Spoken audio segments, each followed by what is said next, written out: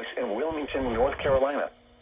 The preceding signal was a test of weather radio station WXL-50 public warning system. During potentially dangerous weather situations, specially built receivers can be automatically activated by the signal to warn of the impending hazard. Tests of the signal and receiver performance are normally conducted between the hours of 11 and noon each Wednesday. If there is a threat of severe weather, the test will be postponed to the following Wednesday.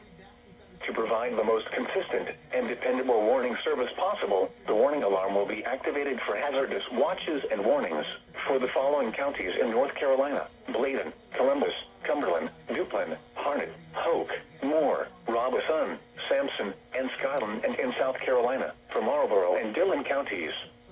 This has been a test of the NOAA Weather Radio Public Warning Alarm System. We now return you to the normal program schedule.